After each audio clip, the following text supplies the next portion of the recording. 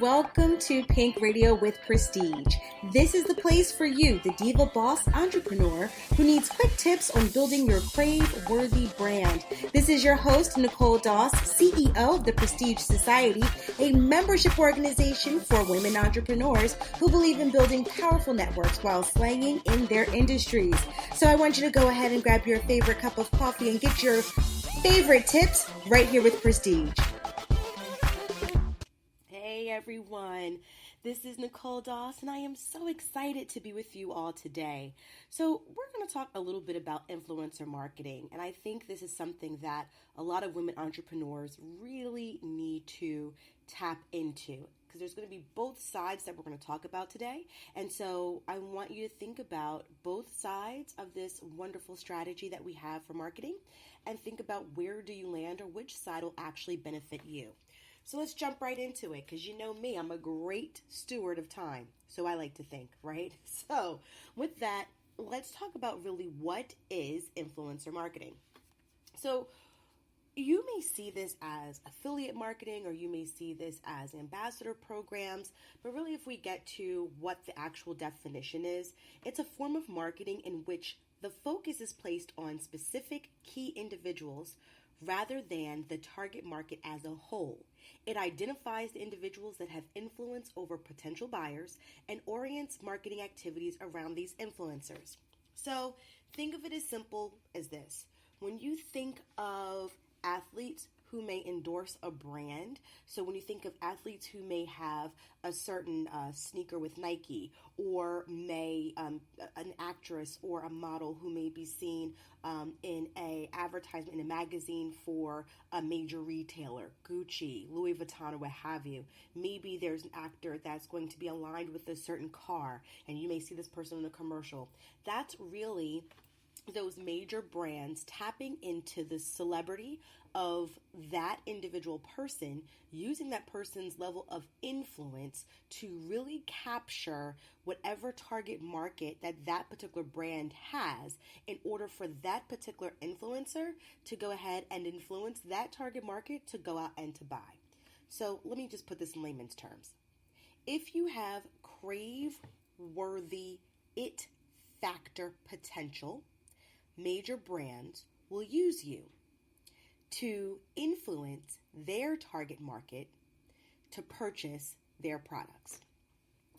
This can work for small business owners as well.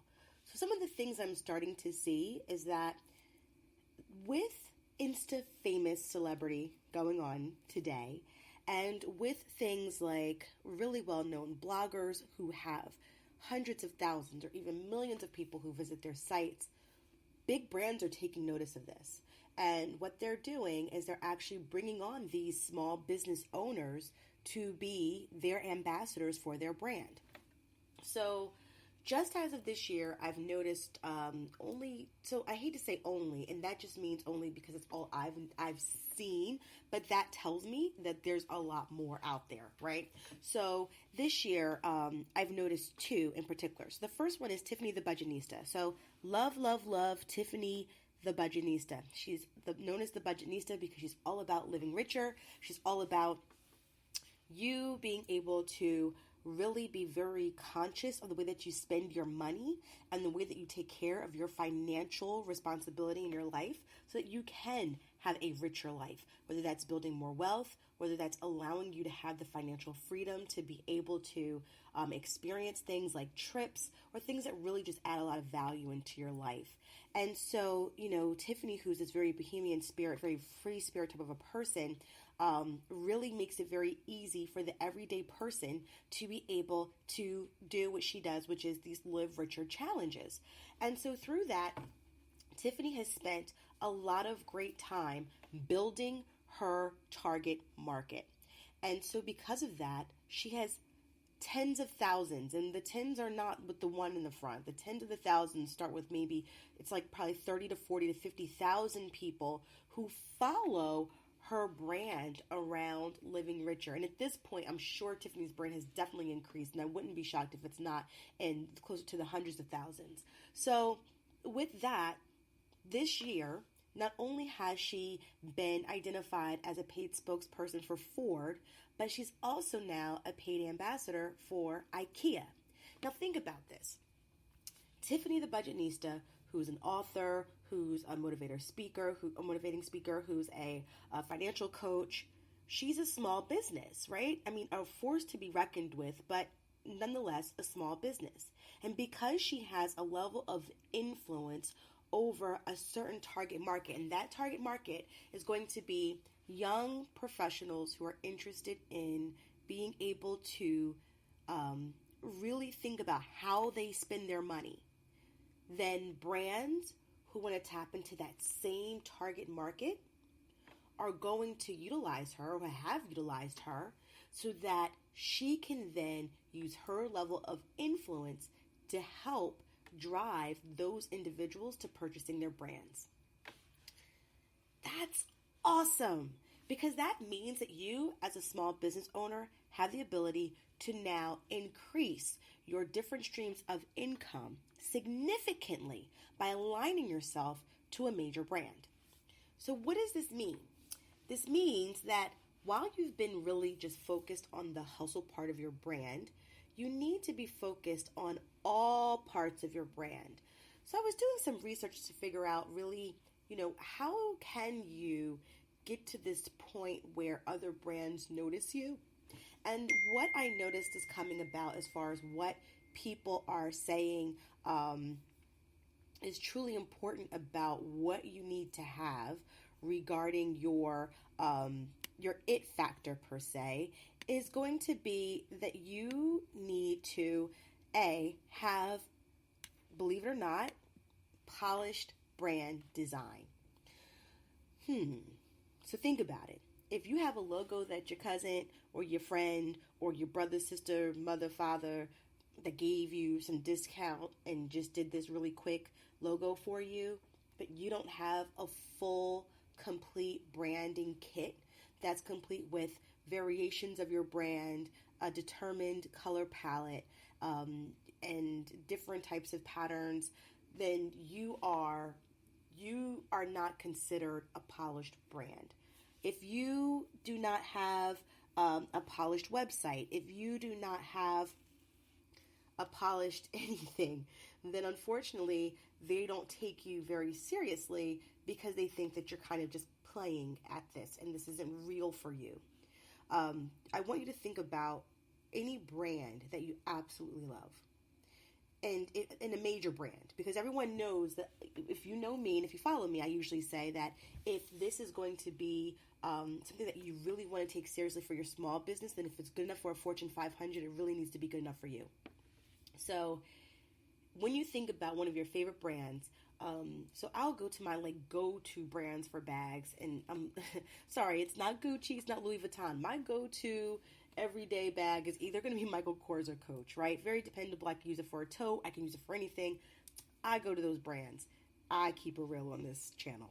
So for that reason, if I were to think of Coach and I think of what their brand palette looks like, it can be a variation of things. So either you're going to see the full main logo, which is going to have the horse and carriage and the whole Coach and the established date on there, or maybe it's something simple as the interlocking C's or the C's that you may see for the monograms on their bags. Or maybe it may be something that's playful and it's the whole name that's written down in cursive. But whenever I see those items, all of those items look exactly the same. They may put it in different colors, they may put it with a different print, but for the most part, you know that when you see these different variations of the logo, you see the same different type of variations of the logo. I don't have to guess where to find Coach. I can go to Coach's website and I can find that particular item. I know I can go to a storefront, and I know that the storefront has a very organized or unified way that most of their storefronts will look. So when you think about this, if you are a boutique owner or if you are a baker and you sell baked goods, what does your website look like for people to be able to purchase these items from you? When you are constantly marketing this, what does your logo say about you? What does your Instagram and your all of your social media say? Does it have something that's consistent in its brand, or is it something that shows that this is just a hobby for you? If it's just a hobby for you, unfortunately, major brands, and even nowadays, other small brands will not take you seriously. Another asset that's going to be really important to you is going to be who you have influence over. So if you are Insta famous with no real business, major brands could still find you quite attractive. Because if you're Insta famous with 1 million followers and you just have this level of influence over people and you're doing things like maybe doing skits or whatever you want to do to get you Insta famous, brands who are aligned to that, whatever it is, whoever it is that you are very popular with, excuse me, I'm trying to get over this cold, that's going to be, you're going to be crave-worthy to those bigger or larger brands because you have a level of influence over the very market that they want. But if you are an entrepreneur, then you need to ask yourself, how many people come visit your website on a weekly basis? How many people do you have on your email contact list? How many people subscribe to your newsletter? How many people subscribe to your blog? You want to be able to capture these things because if you can put that out there and you're able to say to these brands that you actually feel that your brand is also aligned with, then you have the ability to say, hey, I have access to these people and the data to prove it. I think this would be a really great alignment of our brands. So that's going to be something that you definitely want to be able to share and be able to really see what do you have. Now, if you don't have a lot of influence over your industry, that's something you want to be able to work on. But let's just say that, and I just want to go back too. So, I talked about Tiffany the Budgetnista, but do you notice the Dove commercials now, right? All about breaking down barriers of, the traditional image of what the perfect woman should look like. And Dove has really been running these campaigns of, all women are beautiful, regardless of whatever the traditional, stigma or status quo may say. And so what they're doing is they're aligning themselves with other brands who say the same thing. So recently I saw a commercial, had this beautiful girl on there who's talking about Dove. And she shares that she's the creator or founder of Love Brown Sugar. And then in the corner of the commercial, it puts her blog. So now I'm all about Christina Brown, who is the creator of Love Brown Sugar blog, because she is a blogger who loves to capture beauty and women, period, whether it's life and style, fashion, what have you, you like that. Now think about it. Clearly she was a paid spokesperson for Dove, but as a paid spokesperson because she blogs about the very thing that Dove is campaigning for. But then it's also free press for her because if it wasn't for that Dove commercial, I would have not known about her. So now I subscribe to her blog. That is perfect. So start beginning to think about ways that you can build this crave-worthy brand for yourself. Yes, it starts with brand design, but then it comes with everything else. Are you creating content or products that are going to interest others? How are you connecting with others to make sure that your brand gets out there to your targeted market? Now, let's just say you would love to begin to align yourself with other brands, but you know that at this stage of your particular entrepreneurial career, you're not just there yet. And you're probably thinking, how can I get the word out? The beautiful thing about influencer marketing is that it has two sides to it. So if you are not at the point where you feel that you are getting the word out to the masses, you, my loves, can actually become a brand that uses those who have the it factor to get it out to the masses. So do your research. Now, I run the Prestige Society, which means that I have access to many women entrepreneurs, and I consult a lot of them in really understanding how they use things like ambassador programs. I've seen some really great endeavors, and I've seen some endeavors that really have left them in a place where they've been very frustrated. So I want to share some of these things with you because if you're at that point where you want to use others to get the word out, I want to share with you some do's and do nots All right, loves? So let's jump into the things that I want you to do. So the things that I want you to do is I want you to find a person that has more followers than you. Be wary, because you can have more followers, but they may be bought or purchased followers. So you want the people who not only have more followers, but have a high level engagement. You want to see high level of comments. You want to see high level of likes, because remember, be wary, people can buy likes too. But you want to make sure that they have a very engaged group of people. If you don't want to do this research, get an intern to do this research for you. Okay? Okay. Now, it's not just about getting someone too who has these likes. You need to do some true market research and understanding who your targeted market is. So I love this. One time I was teaching a social media boot camp, and this wonderful stylist and TV personality gave her particular targeted market a name. And I swear she told me, when I asked about the target market, she was like, oh, my target market's name is Amber. So I'm like, well, I'm not asking about a particular person, I'm asking about target market. She's like, yeah, I know. And her name is Amber. And she then proceeded to tell me who Amber was.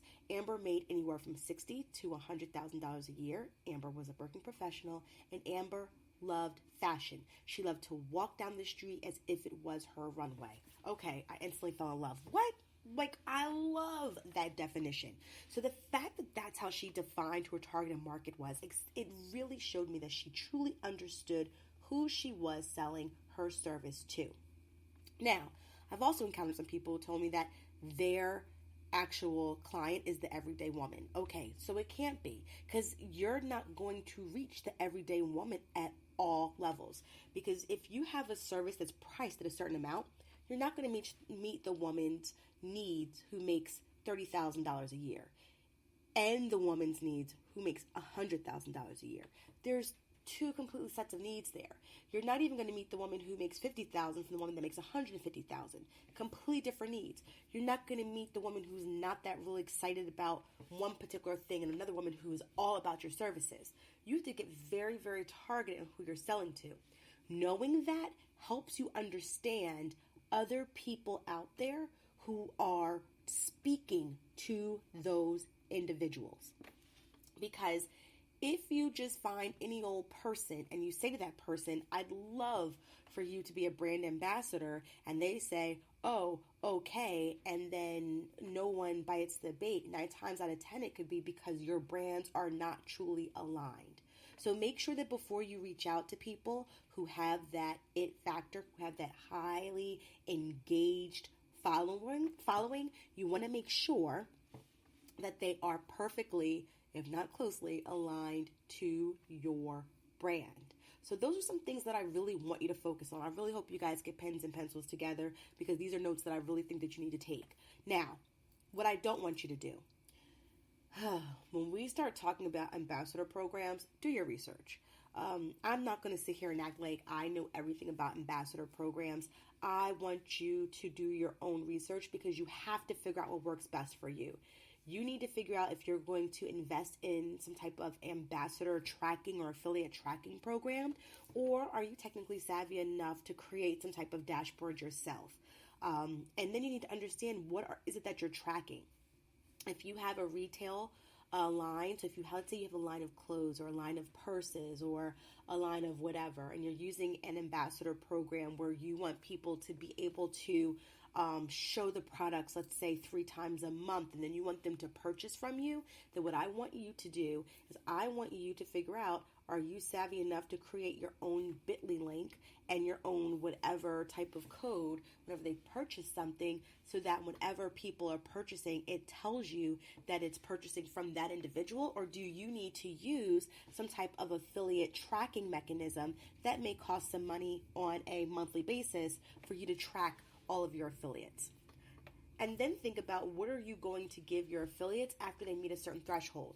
So some of the nightmare stories that I've heard have been that when you are finding an affiliate, the first thing you're doing is promising product or service for free, and then hoping to get in return the leads from that affiliate. Do not do that. If you're giving something free, it needs to be earned. Once again, if it's good enough for big business, it needs to be good enough for your small business. Why? Because you have more at stake than these big businesses. So, for instance, if you're an Amazon affiliate, you have to reach at least a certain amount of sales in order for you to get a check cut. So I think you need to reach like $100 in order for you to get a check cut from Amazon. So if Amazon is saying, in order for you to receive something from us, we're going to need you to put in some work, why is it that your small business that isn't generating the same amount of capital as Amazon is just giving stuff away for free? You can't afford to just give away stuff for free. So don't be afraid to set up some terms and agreements. There's plenty of documents out there that are just open documents that you can tweak, that you can use as templates, and you can tweak to whatever your needs are. Set up things as if it's legitimate. Why? Because you just cannot afford to give things away. So set up your ambassador program, make sure you have the right person identified, and then set it up for them, and then start working and see how this works. The reason why you're going to look at it from this standpoint is because your goal is to get more people aware of your brand. But if you're already at a point where you feel that you have the it factor and you're really interested in getting yourself out there and aligned with bigger brands, then you're going to look at the other side of the fence when it comes to influencer marketing, and you are going to begin to really substantiate yourself as an industry influencer. And that's going to be very important for you to show lots of numbers and data that you are as such. It's not hard to do if you feel like you're already in that space. I'm going to say get yourself a publicist to help you connect the dots and make sure you have the data showing it. And if you are an influencer, you have the data. You know you have the followers. You know you have the subscribers. You know you have, if you're a blogger or a vlogger, you know that you have all the downloads or subscribers on YouTube. You know that if you're a blogger, you know you have the subscribers or the people visiting your blog through your dashboard. So all those things you already have access to. But remember, the beauty of influencer marketing is that you can either be the influencer or you can leverage major influencers to be able to gain more awareness to your brand. Either way, it is definitely something that I find to be very, very beneficial and helpful to entrepreneurs. So I hope you guys go ahead and give it a whirl and try it out. So I'm going to go ahead and sign on out, and I hope you guys have an awesome, blessed, creative, and productive day. Once again, this is Nicole Doss, the CEO and founder of the Prestige Society, saying have a wonderful day. Bye.